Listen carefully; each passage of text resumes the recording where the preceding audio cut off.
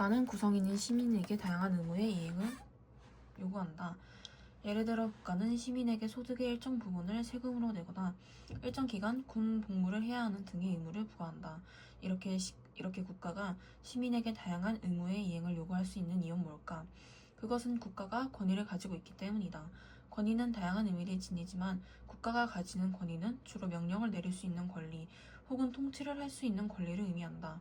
그렇다면 국가가 지니는 명령권 혹은 통치권을 어떻게 도덕적으로 정당화할 수 있을까?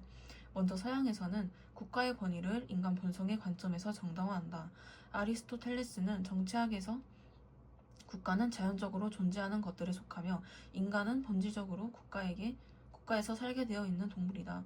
라고 하여 국가가 본질적으로 인간의 사회적 정치적 본성에 의해 형성되는 것이라고 주장하였다. 인간 본성에 따라 성립된 국가는 자연스럽게 권위를 갖게 된다. 또한 동의의 관점에서 정당화한다.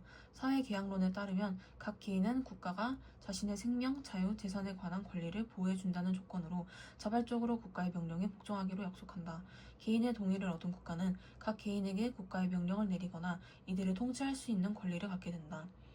이외에 국가가 각 개인에게 공공재와 관행의 혜택을 제공하기 때문에 권위를 갖는다는 주장도 설득력을 얻고 있다.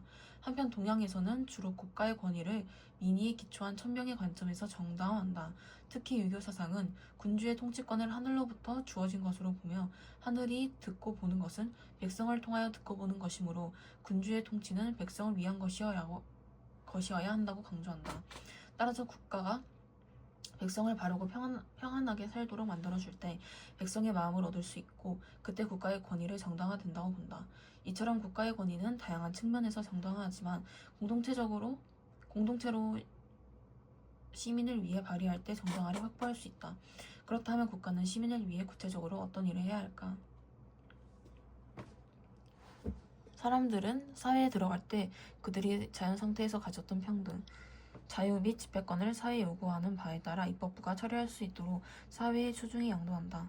그러나 그것은 오직 모든 사람이 그 자신, 그의 자유 및 그의 재산을 더욱 잘 보존하려는 의도에서 행하는 것이다. 군주는 백성의 생업을 마련해 주는데 반드시 위로는 부모를 섬기기에 충분하게 하고 아래로는 처자를 먹여 살릴 만하게 하여 풍년에는 언제나 배부르고 흉년에는 죽음을 면하게 합니다. 그렇게 한 후 백성을 선한 대로 유도함으로 백성이 따르기 쉽습니다. 이처럼 국가가 시민에 대하여 가지는 의무에는 먼저 시민의 자유와 권리를 보호해야 할 의무가 있다. 즉 국가는 시민의 생명, 재산, 인권 등을 보호해야 한다. 국가가 시민에게 제공할 수 있는 이익이란 구체적으로 무엇일까? 단도직입적으로 무임승차자를 처벌하고 사회적 협력의 보장자로 기능한다는 점일 것이다. 도둑과 강도를 체포하거나 가둠으로써 시민의 재산을 보호하고 부녀자들의 안전귀가를 보장하는 일도 국가가 맡은 역할이다. 그런가 하면 교통정리를 하는 경찰의 모습 혹은 운전자나 보행자의 우측 통행을 결정한다는 점에서 국가의 존재 이유를 생각해 볼 수 있다. 또한 음주운전이나 속도위반 행위를 단속하는 임무도 국가가 맡은 역할이 아니겠는가. 국가가 없다면 어떠한 시민도 안전하게 생업에 종사하고 재산을 보존할 수 없다. 국가의 권위는 공공재와 관행의 혜택 제공이라는 관점에서 정당화된다. 국가는 개인에게 수단적 혜택을 부여하기 위해 인간에 의해 만들어진 것으로 국가의 권위는 이러한 기능과 역할로부터 도출된다는 것이다.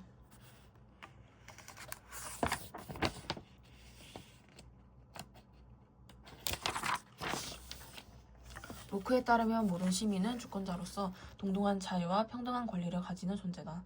따라서 우리는 국가의 구성원으로서 어떤 행위나 일에 관하여 법적으로 보장된 자격이나 자유 또는 어떤 일을 처리할 수 있는 권한을 가지고 있다. 국가는 이러한 시민의 기본권을 보장하기 위해 노력해야 한다. 그리고 국가는 시민의 사회보장과 복지를 증진해야 할 의무가 있다. 맹자에 따르면 기본적인 생활 기반이 형성되어 있지 않은 국가의 시민은 부도덕한 일을 하기 쉽다. 따라서 국가는 시민에게 기본적인 생활 수준이 보장될 수 있도록 노력해야 한다. 이를 현대사회에 적용하면 국가는 개인의 의료비를 지원하거나 실직자의 생계를 보장하는 등 여러 가지 사회보장 제도를 통하여 시민의 복지를 향상해야 한다.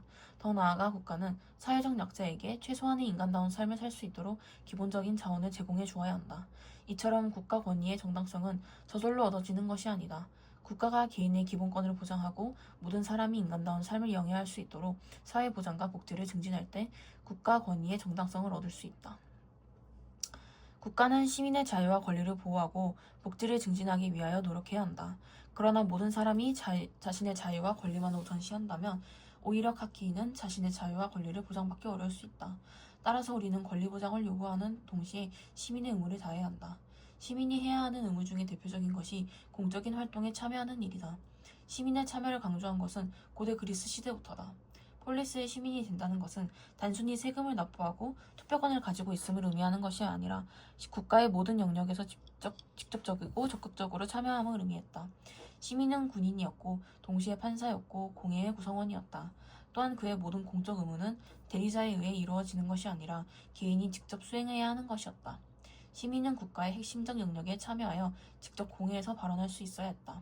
윗글에서 알 수 있듯이 고대 그리스에서는 자신의 일에만 관심을 갖는 것이 아니라 국가의 일에 대한 관심을 갖고 직접 참여하는 것을 시민의 핵심적 자질로 여겼다. 또한 동양에서는 군주에게 상소문을 올리는 제도가 있어서 제한적이긴 하지만 참여가 이루어졌다.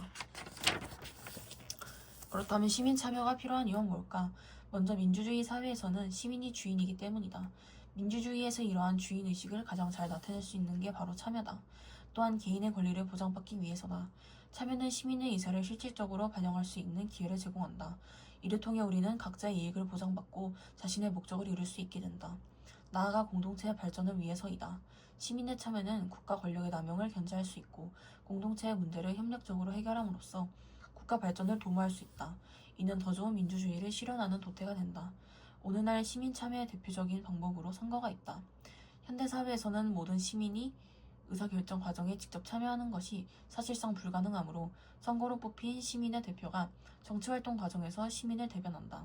이를 대의민주주의라고 한다.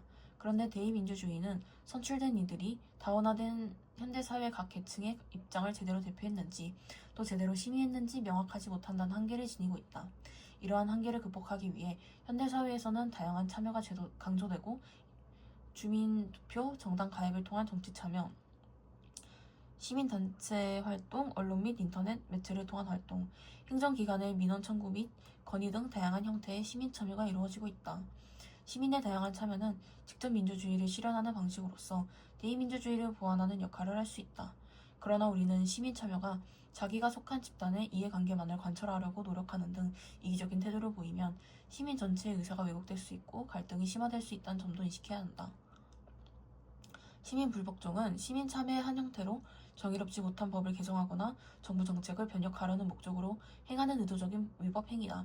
시민 불복종을 하는 사람은 자신이 생각하는 정의에 관한 규범적, 윤리적 근거를 널리 알리기 위해 법을 공개적 의식적으로 위반한다. 시민 불복종은 자연법이나 양심 등의 도덕률에 의해 지지된다. 인간이 만든 실정법은 상위의 자연법이나 도덕률을 바탕으로 해야 하는데 만약 이에 위배될 때 시민 불복종이 요구될 수 있다는 것이다. 특히 어떤 법이 인간의 존엄성이나 사회 정의를 훼손하는 경우 이러한 법을 시정하기 위한 노력은 정당하다고 본다. 반면에 시민 불복종을 반대하는 주장도 존재한다. 시민 불복종 행위는 법에 대한 존중심의 토대를 파괴하고 민주적 절차를 무시한다는 것이다. 또한 이러한 행위가 무정부 상태를 초래하여 사회 질서가 무너질 수 있다는 것이다. 따라서 시민 불복종은 신중하게 이루어져야 하고 이것이 정당화되기 위한 조건이 필요하다. 1930년대 영국 정부는 인도는 소금을 반드시 영국으로부터 수입해야 하고 소금의 50%의 높은 세금을 부과해야 한다는 내용을 담은 소금법을 시행하였다. 그 결과 인도의 가난한 농민은 소금을 사 먹지 못하는 상황이 벌어졌다. 간디는 영국 정부의 소금법을 폐지하라고 요구했다. 요구가 받아들여지지 않자 간디는 소금법에 대한 항의의 표시로 그의 제자 및 지지자와 함께 직접 소금을 만들기 위한 진행을 하였다. 3주에 걸친 진행 끝에 동쪽 해안에 도착한 간디와 그 일행은 바닷물로 소금을 만들기 시작했다. 이에 경찰은 곤봉을 휘두르며 소금법을 어긴 이들을 강제로 진입했으나 그들은 소금 만드는 것을 멈추지 않고 결국 체포되었다. 윗글을 통해 알 수 있듯이 시민 불복종은 행위의 목적이 정당해야 한다. 간디는 영국의 부당한 법률을 거부하고 인도 국민의 공익을 증진할 목적으로 소금법 폐지 행진을 전개하였다. 이처럼 시민 불복종은 단지 자신에게 불리한 법률이나 정책에 저항하는 것이 아니라 사회 구성원의 권리를 침해하여 사회 정의를 훼손한 법이나 정책에 저항하는 것이다.